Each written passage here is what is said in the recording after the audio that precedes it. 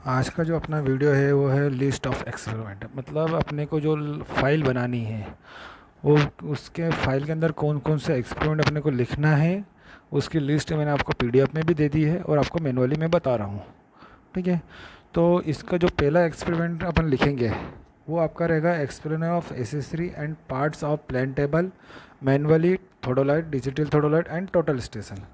मतलब कहने का ये है कि आपका जो पहला एक्सपेरिमेंट लिखोगे आप फाइल के अंदर, उसके अंदर आप लिखोगे जो आपके एडवांस सर्वेइंग के जो पार्ट्स है। फॉर एग्जांपल प्लेन टेबल है तो प्लेन टेबल में कौन कौन से पार्ट्स आप यूज़ करते हो? ड्राइंग बोर्ड यूज़ करते हो, एलिडेड यूज़ करते हो, ड्राइंग सीट यूज़ करते हो, spirit level, tape, trough compass, plumb bob, ये सब चीज़ें अपन यूज़ करते हैं। तो इनके बारे में थोड़ा थोड़ा लिखना है।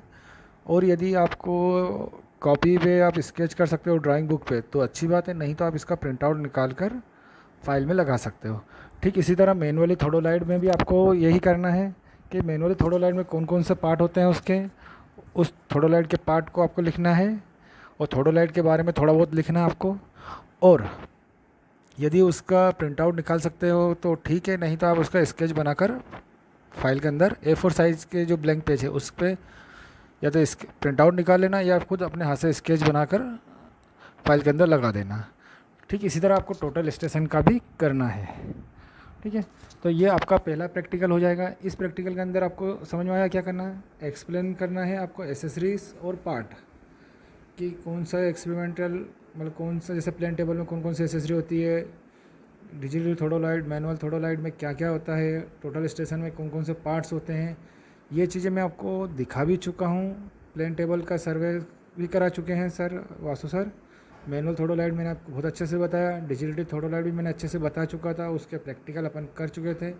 ठीक है। इसके बाद आता है आपका एक और प्रैक्टिकल, प्लेन टेबल के अंदर ही बात करें अपन, locate detail with the plane table by method of intersection और रेडिएशन मेथड। जो सेवंथ जो नेक्स्ट आपका है वो रेडिएशन मेथड है। इंटरसेक्शन मेथड क्या होती है आपको बता चुके थे, रेडिएशन मेथड क्या होती है ये भी आपको मालूम है। ठीक है। तो इन दोनों के प्रोसेस लिखनी है आपको। सबसे पहले आपको ऑब्जेक्ट लिखना है, फिर इंटरसेक्शन मेथड की प्रोसेस लिखनी है। इसी तरह थर्ड जो है उसमें भी आपको केवल ऑब्जेक्ट लिखना है और मेथड लिखनी है। ठीक है। और जो सीट आपने बनाई है वो सीट आपको फाइल के अंदर अटैच करनी है। क्लियर हुई बात? सेकेंड जो प्रैक्टिकल है उसमें आपको ऑब्जेक्ट लिखना है, इंटरसेक्शन मेथड की जो प्रोसेस होती है वो प्रोसेस लिखना है। इसी तरह थर्ड में आपको रेडिएशन मेथड लिखना है, ऑब्जेक्ट लिखना है, और जो सीट आपने बनाई थी, जो वासु सर ने आपको सीट बनवाई थी वो आपको, या फिर मैंने या वासु सर किसी ने बनाई हो, वो आपको करना है। ठीक है। चौथा प्रैक्टिकल आप लिखेंगे measurement of horizontal angle by method of retraction या स्विंग मेथड। स्विंग मेथड या रिट्रेक्शन मेथड के थ्रू आपको हॉरिजेंटल एंगल निकालना है। थोडोलाइट मैनुअली जो थोडोलाइट है आपके पास उसके थ्रू अपन ने जो मेजरमेंट निकाला था हॉरिजेंटल एंगल वो आपको लिखना है। तो उसके लिए मैंने आपको ये प्रैक्टिकली लिख दिया है, पीडीएफ में दे दिया है कि पूरा ऑब्जेक्ट है, ऑपरेटर से थोडोलाइट, रेंजिंग रॉड एंड एरोस, उसकी थ्योरी पूरी बता दी है, प्रोसीजर उसमें लिखा हुआ है। ठीक है। इस तरह आपको पूरा फिलअप करना है। इसके बाद आता है आपका to measure the horizontal angle repetition method के लिए।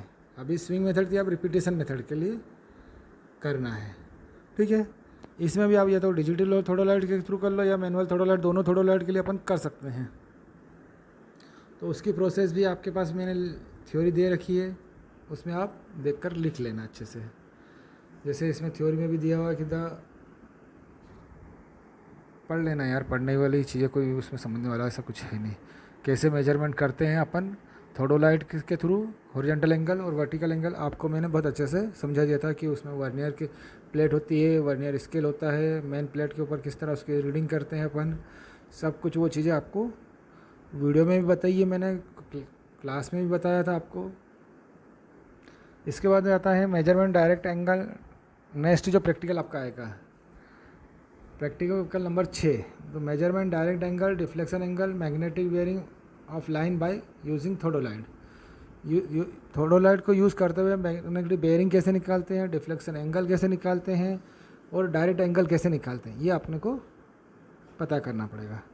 इसका वीडियो मैंने आपको दे रखा है, अगर नहीं दिया हो तो मैं अभी आपको सेंड कर दूँगा इसका वीडियो, ठीक है। तो उसमें से समझ में आ जाएगा। एक्चुअली क्या है यार, मेरे पास इंस्ट्रूमेंट है नहीं, अगर इंस्ट्रूमेंट होता तो अपन कर पाते हैं, इसलिए अपन डायरेक्ट किसी जो इंस्ट्रूमेंट यूज़ कर रहा है वो करते हुए दिखा देगा आपको, तो ज़्यादा इजीली समझ में आ जाएगा। इसलिए मैं डायरेक्ट आपको यूट्यूब पे जो वीडियो डाउनलोड है वही सेंड कर रहा हूँ, ठीक है। क्योंकि मेरे पास इंस्ट्रूमेंट है नहीं तो मैं उसको कौन से पार्ट बताऊँ आपको, या तो मैं स्केच करके ना फिर उसको बताऊँ, तो मतलब नहीं उस चीज़ का। अब इसी तरह measurement of vertical angle between 2 point using theodolite, 2 पॉइंटों के बीच का वर्टिकल एंगल मेजरमेंट करना है थोडोलाइट से। तो वो भी अपन ने करा था कि ये से सपोज़ करो आपका ये थोडोलाइट है, ठीक है। अब आपके पास इस पॉइंट और इन पॉइंटों के बीच, इस पॉइंट ये कहीं पे पॉइंट पे है, इस पॉइंट का वर्टिकल एंगल मेजर करना है, तो अपन ने कर लिया था, ठीक है।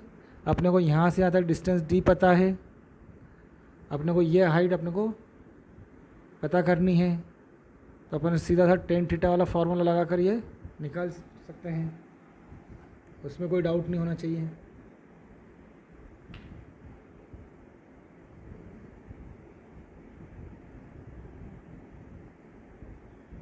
जैसे ये इस फिगर में भी दिया हुआ आपके पास, ये यहाँ से यहाँ तक, ठीक है। तो इसमें अपन टेन थीटा लगाएंगे, ये वाली हाइट अपने को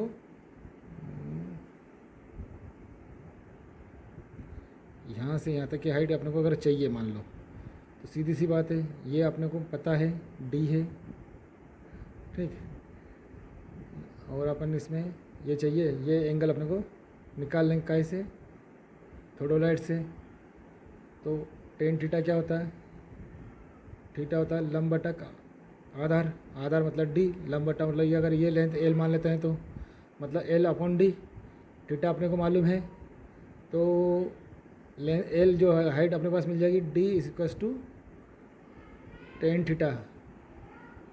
हाँ,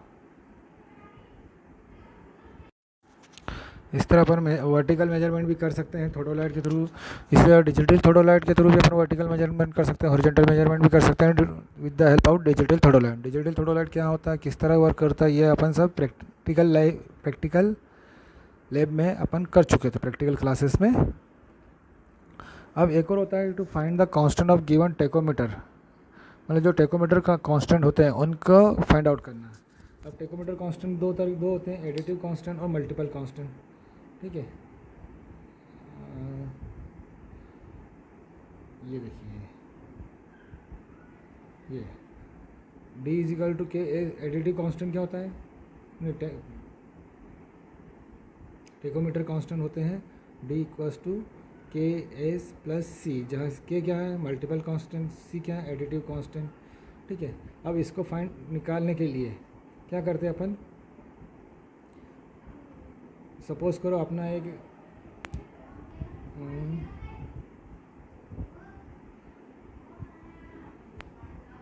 ये आपका थोड़ा टेकोमीटर लगा हुआ है, ठीक है। यहाँ पे एक रीडिंग ले ली, यहाँ पे एक रीडिंग ले ली, इससे यहाँ तक की वैल्यू D1 है और यहाँ से यहाँ तक की वैल्यू D2 है, ठीक है।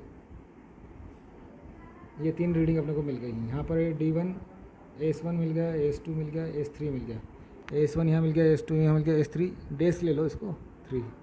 अब S2 minus S3 equals to S, और S1 dash minus S3 dash equals to S2 dash, ये ठीक है।